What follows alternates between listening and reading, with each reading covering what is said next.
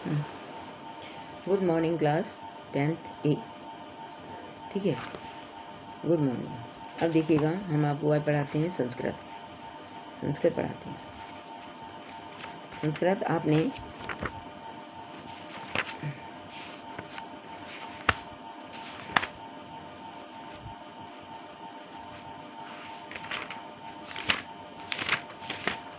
वाराणसी आपने पढ़ लिया है। अन्योक्ति विलासा आपका कट हो चुका है। आ गया है वीरा वीरेण पूज्यते। वीरा वीरेण पूज्यते। देखिएगा, हम बताते हैं पढ़ा रहे हैं।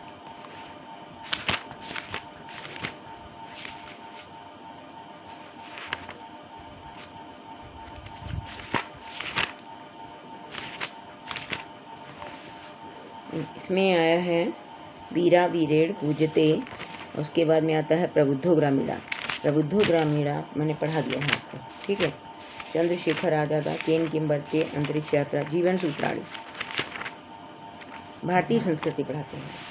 भारतीय संस्कृति, तो भारतीय संस्कृति में देखिएगा,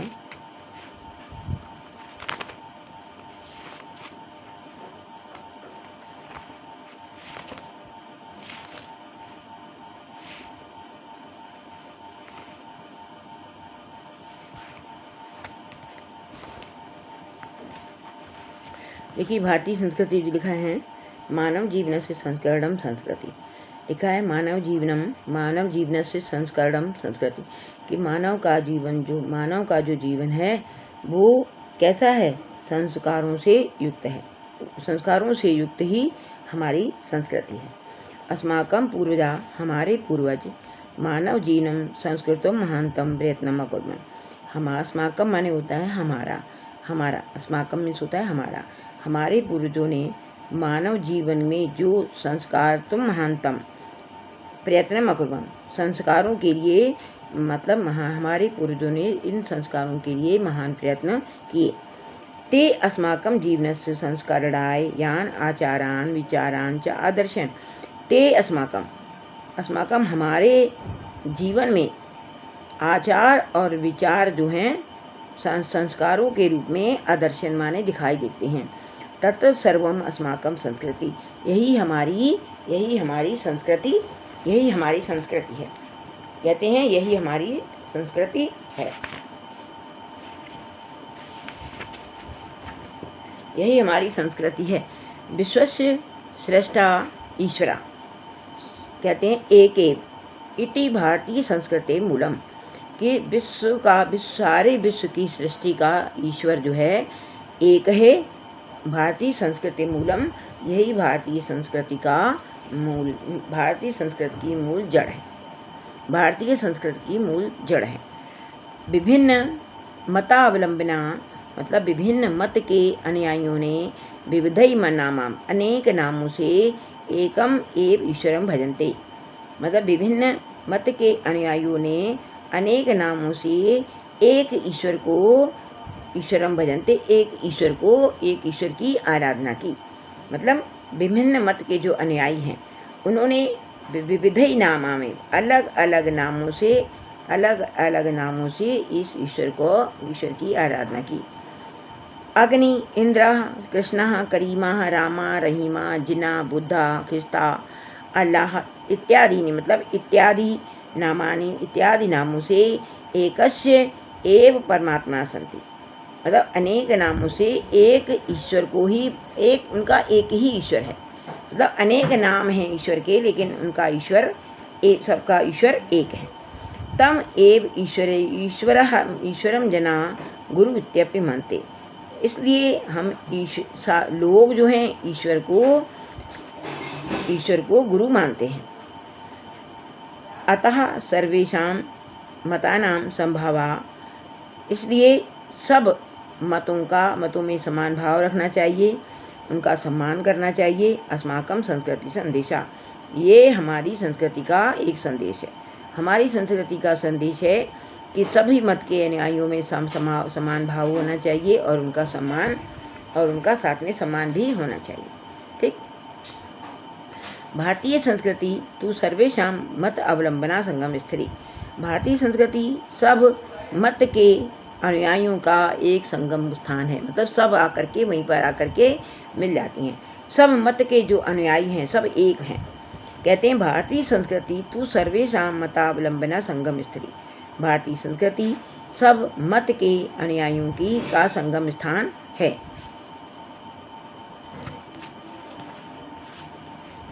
सभी मत के अनुयायियों का संगम स्थान है। काले काले विविधा विचारा। काले काले मतलब समय समय पर, विविधा माने अनेक, विचारा माने विचार। समय समय पर अनेकों विचार भारतीय संस्कृतों समाहिता। समय समय पर अनेकों विचारधाराएं जो होती हैं भारतीय संस्कृति में समाहित हो गई। ऐसा संस्कृति समाज की संस्कृति, इसलिए ये संस्कृति समाज की मतलब सभी को मिलाने वाली संस्कृति है। यस्या विकासे, इसके विकास में, विविधा नाम जाति नाम अनेक प्रकार की जातियों ने, संप्रदायों ने और विश्वासनाश्च योगदानम दृश्य। और मतलब इसके विकास में अनेक जातियों और संप्रदायों और विश्वास और लोगों के विश्वास का योगदान दृश्यन्ते, योगदान दिखाई देता है। अतएव अस्माकं भारतीय नाम, इसलिए हम भारतीय एका संस्कृति एका च राष्ट्रीय, इसलिए हमारी भारतीय संस्कृति एक है, भारतीय संस्कृति एक है और उनकी एक ही राष्ट्रीयता है,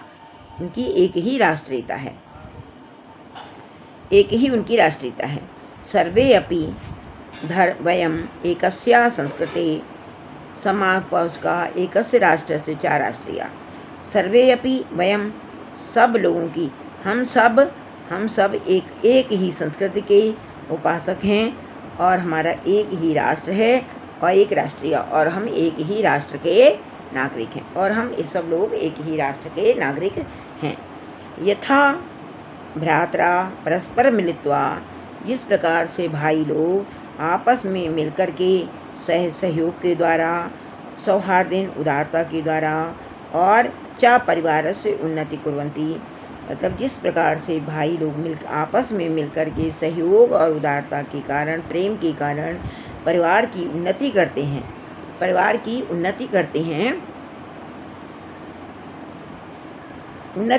हैं, तथैव अस्माभिः अपि सहयोगेन सौहार्देन च राष्ट्रीय संस्कृति, राष्ट्रीय उन्नति कर्तव्य। उसी प्रकार से हमें भी राष्ट्र के सहयोग और उदारता के द्वारा राष्ट्र की उन्नति करनी चाहिए। अस्माकं संस्कृति सदा गतिशीला वर्तते, हमारी संस्कृति सदैव गतिशील रहती है। मानव जीवनम संस्कृत्यम यथा समय नवाम विचारधारा स्वीकारोति। मानव जीवन अपनी संस्कृति में समय समय पर नवीन विचारधाराओं को स्वीकारोक्ति में सब अपनाता है।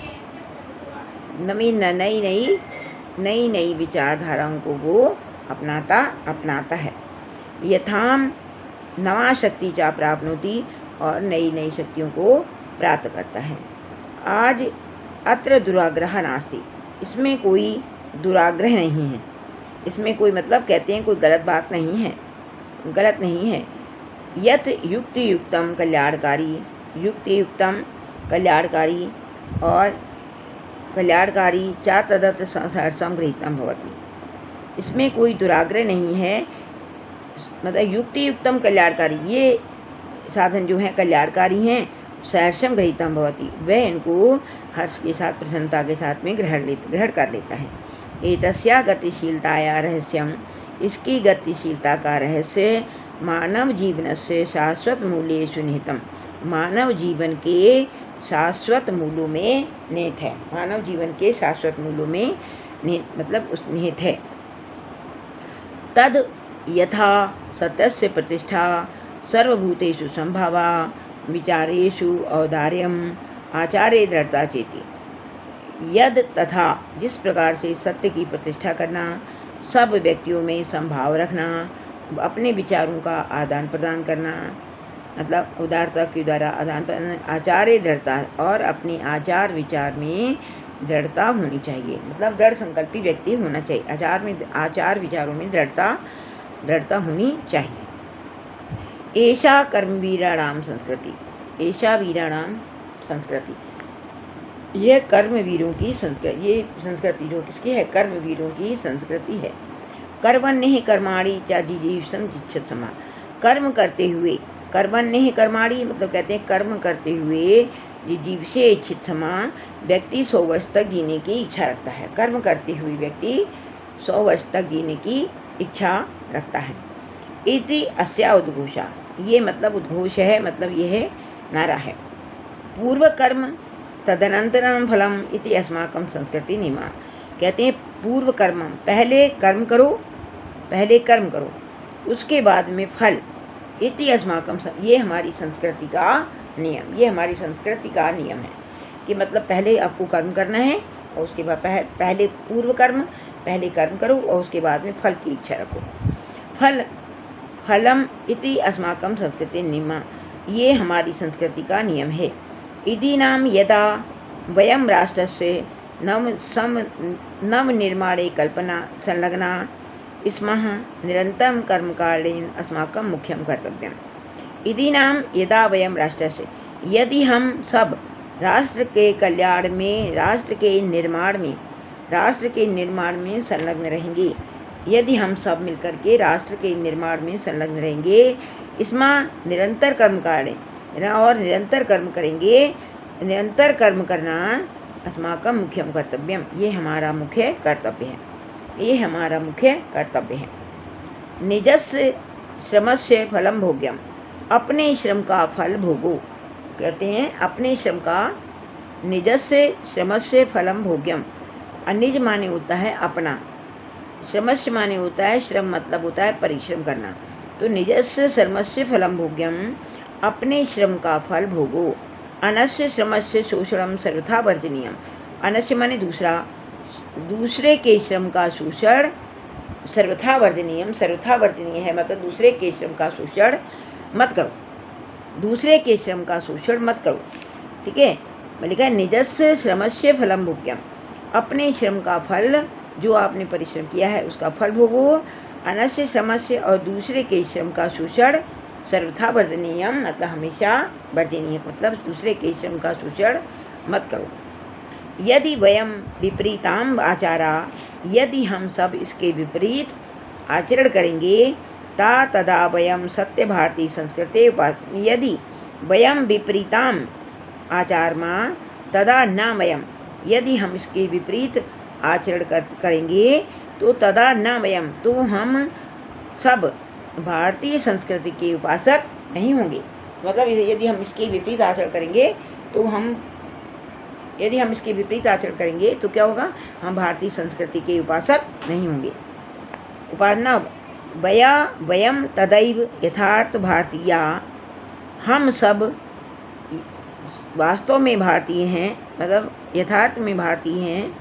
यदा अस्माकम आचार्य विचारे च अस्माकम संस्कृति लक्षिता भवेत्, यदि अस्माकम माने हमारे, आचार्य विचारे माने आचार विचार में, और लक्षिता माने दिखाई देती है, लक्षिता मीन्स होता है दिखाई देना। तो यदा अस्माकम आचार्य विचारे, यदि हमारे आचार विचार में हमारी संस्कृति लक्षिता भवेत् दिखाई देती है। अभिलाषाम मतलब कहता है मैं इच्छा कर सकता हूँ, वयम यत विश्वस्य अभ्युदय, यदि हम सब विश्व की उन्नति कर सकते हैं, मतलब विश्व की उन्नति कर सकते हैं, भारतीय संस्कृति उन्नति कर सकते हैं। भारतीय संस्कृति एषा दिव्या संदेशम लोके सर्वत्र प्रसरति, भारतीय संस्कृति का यह दिव्य संदेश जो है लोके सर्वत्र प्रसरति, सारे लोक में प्रसारित रहेगा, सारे लोक में मतलब प्रसारित किया जाएगा। भारतीय संस्कृति एषा दिव्या संदेशाः लोके सर्वत्रं प्रसरति। क्या लिखा है, सर्वे भवन्तु सुखिनः, सर्वे सन्तु निरामया, सर्वे भद्राणि पश्यन्तु, माँ कश्चित् दुर्भाग् भवेत्, माँ कश्चित् दुर्भाग् भवेत्। सर्वे भवन्तु सुखिनः, सर्वे माने सब, भवन्तु माने होंगे, सुखिनः माने सुखी, सब सुखी होंगे।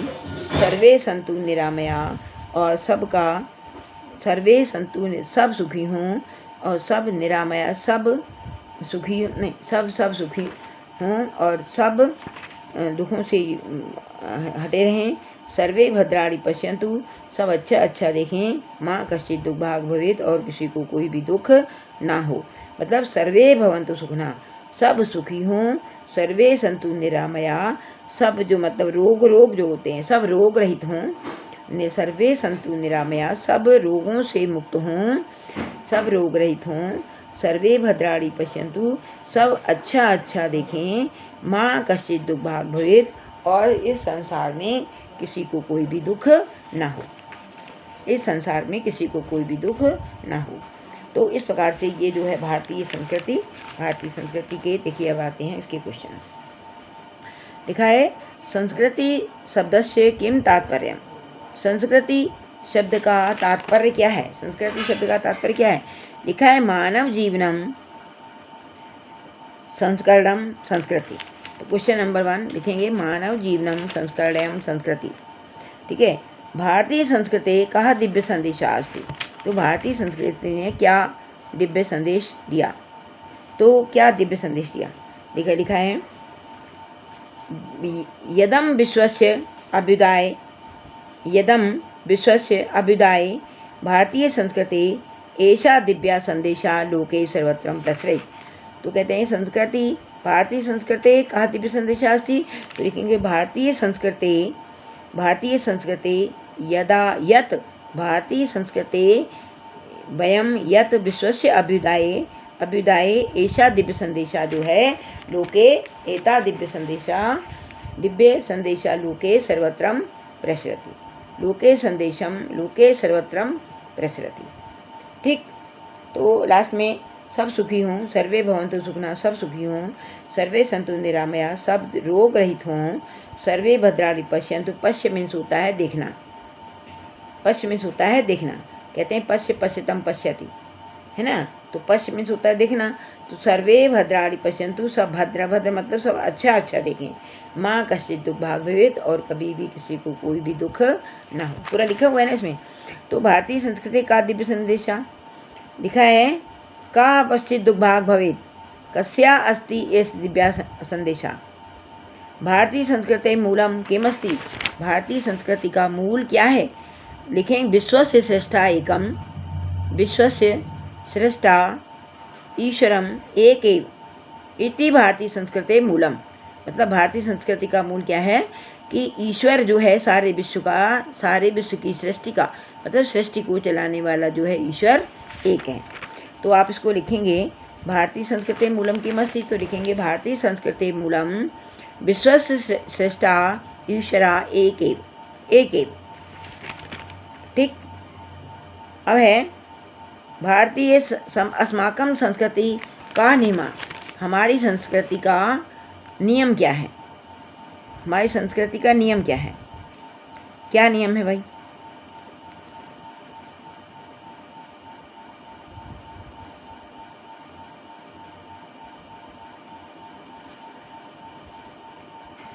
भारतीय संस्कृति नियम मतलब भारतीय संस्कृति का ये नियम है कि पूर्व कर्म तदनंतरम फलम, पूर्व कर्मम तदनंतरम फलम इति अस्माकं संस्कृते नियमः। पहले कर्म करो और उसके बाद में फल, तो पूर्व कर्मम तदनंतरम फलम इति अस्माके संस्कृते नियमः। ठीक है, यही हमारी भारतीय संस्कृति का नियम है। आगे देखिएगा अस्माकं संस्कृते कः संदेशः अस्ति, अस्माकं संस्कृते कः संदेशः अस्ति। लिखेंगे अस्माकं संस्कृति सर्वेषां मतानां समभावा सम्मानश्च अस्माकं संस्कृते संदेशः, अस्माकं संस्कृते संदेशः, अस्माकं कः संदेशः अस्ति, तो लिख देंगे सर्वेषां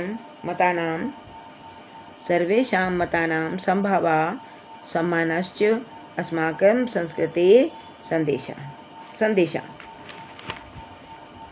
ठीक, विश्व से श्रेष्ठा का क्या लिखेंगे, विश्व से श्रेष्ठा ईश्वरा एकम, विश्व श्रेष्ठ, सारे विश्व का सृष्टि का विधाता कौन है, ईश्वर। तो लिखेंगे विश्व से श्रेष्ठा का, विश्व से श्रेष्ठा ईश्वरम एकम।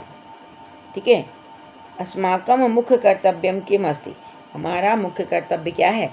हमारा मुख्य कर्तव्य है कि पहले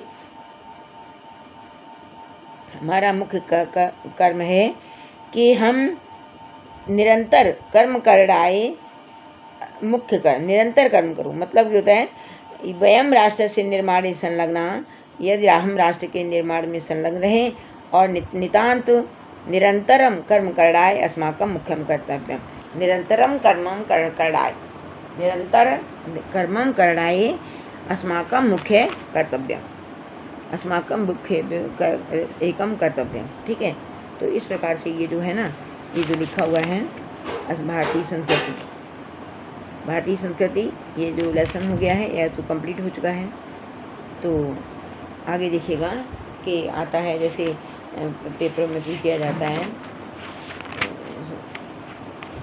उपसर्ग प्रत्यय पूछे जाते हैं। व्याकरण होता है, व्याकरण में उपसर्ग प्रत्यय होते हैं। तो उपसर्ग क्या होता है पहले तो आपको हम बता दें। ये लेसन तो हो गया कंप्लीट।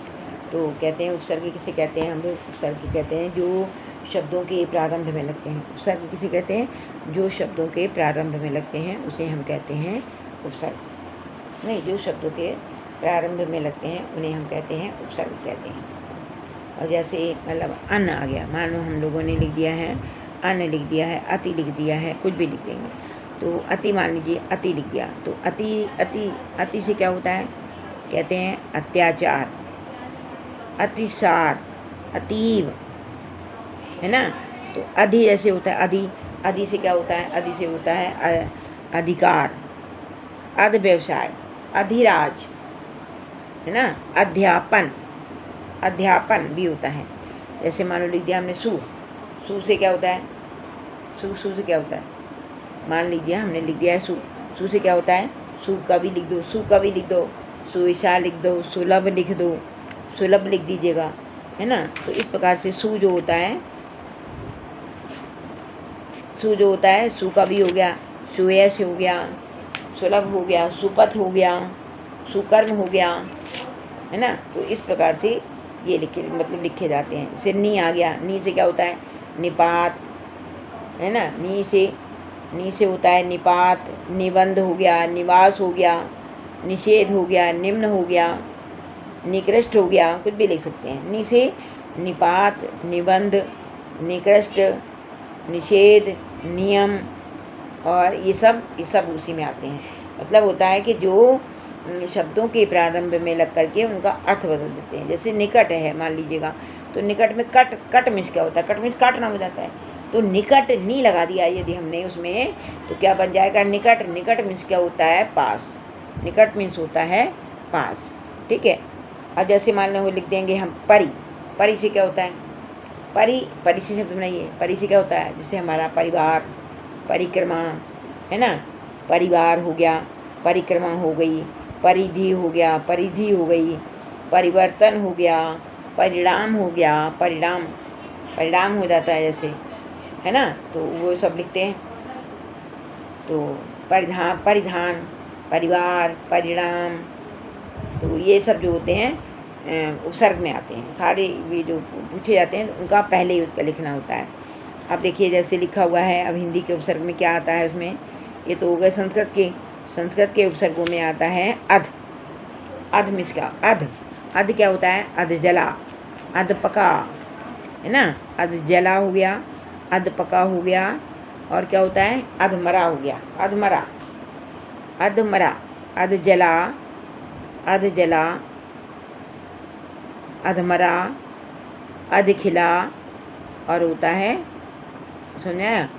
तो क्या लिखेंगे? अध जला, अध खिला, अध मरा और अध जल होता है। ठीक है। तो इस प्रकार से उपसर्ग बनते हैं। तो पहले हो गया संस्कृत के उपसर्ग, फिर होते हैं हिंदी के उपसर्ग बता जाते हैं। अरबी फारसी के उपसर्गों में आता है खुश। जैसे लिख दो खुश, खुश मीन्स, खुश क्या होता है?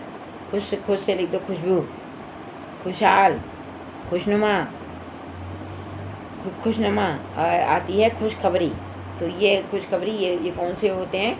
ये होते हैं संस्कृत के उपसर्ग। ये संस्कृत के उपसर्ग कहलाते हैं, मतलब अरबी फारसी के अरबी और फारसी के हो जाते हैं।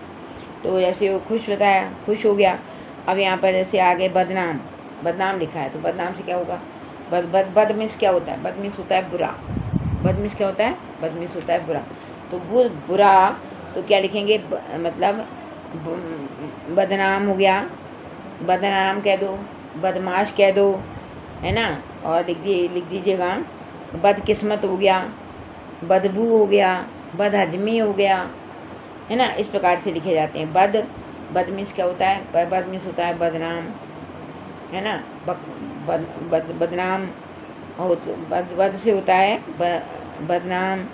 और लिखेंगे बदमाश, लिखेंगे वो क्या नाम है, बदकिस्मत, और लिखेंगे बदकिस्मत, और उसके आगे लिख देंगे हम लोग एक बदहजमी हो जाती है हम लोगों को। तो आगे जो होता है, जो आगे शब्द लग जाता है मतलब हजमी और बद लगा देंगे तो हो जाएगा बदहजमी का लगा देते हैं, ठीक है ना। तो बदहजमी से जो शब्द होता है, शब्द का एक नवीन अर्थ निकल आता है, तो उसे हम कहते हैं क्या नाम है इसका? उपसर्ग। उसे हम कहते हैं उपसर्ग,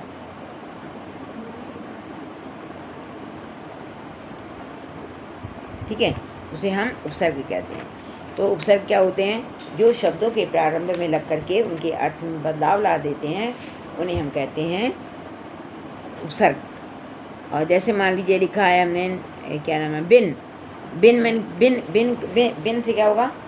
बिन से होता है बिन देखा, है ना। बिन जाना, बिन आँखा, बिन खाना, बिन जाना, कुछ भी लिख सकते हैं, ठीक है ना। आप उसमें कुछ भी लिख सकते हैं।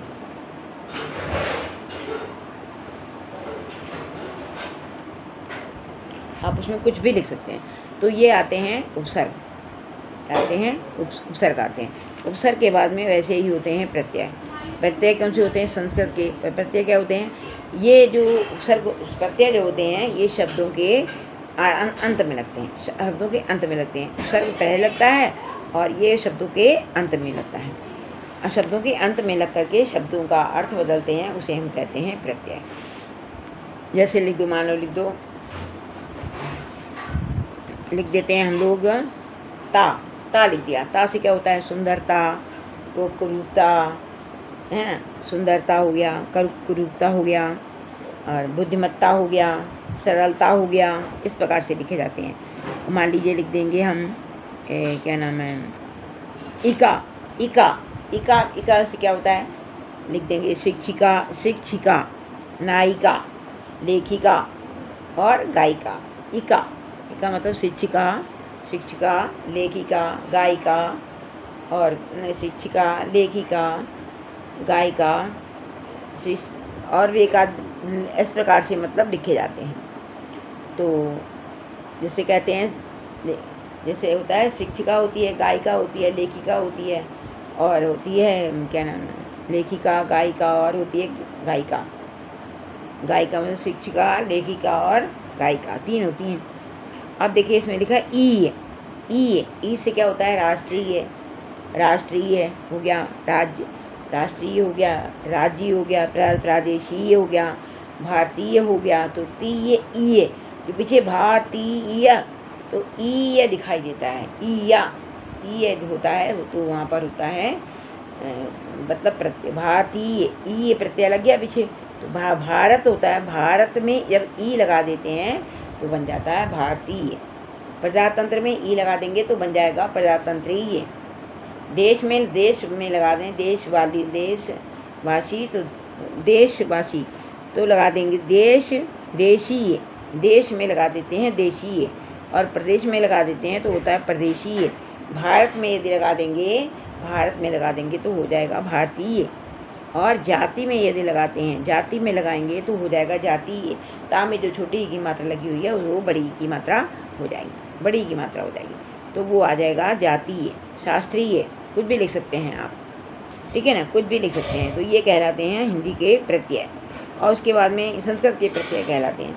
अब हिंदी के जो प्रत्यय होते हैं उसमें आई, वा, इट, भट, बन। आई जैसे होता है लड़ाई, पढ़ाई, खपाई, है ना, सिलाई, बुनाई, कुछ भी लिख सकते हैं आप। वाह होता है, वाह से क्या होता है, दिखावा, चढ़ावा, बुलावा, है ना, बुलावा, भुलावा, कुछ भी आप लिख दीजिएगा। हट, हट, हट मतलब हट, जैसे होता है घबरा हट, हट पीछे लग गया ना, तो इसका मूल शब्द क्या होगा, घबराहट का मूल शब्द होता है घबराना। घबराना से आती है घबराहट, घबराहट, मुस्कुराहट, चिल्लाहट। इस तरीके से ये सब हिंदी के प्रत्यय जो हैं पढ़े जाते हैं बेटा। Okay bye.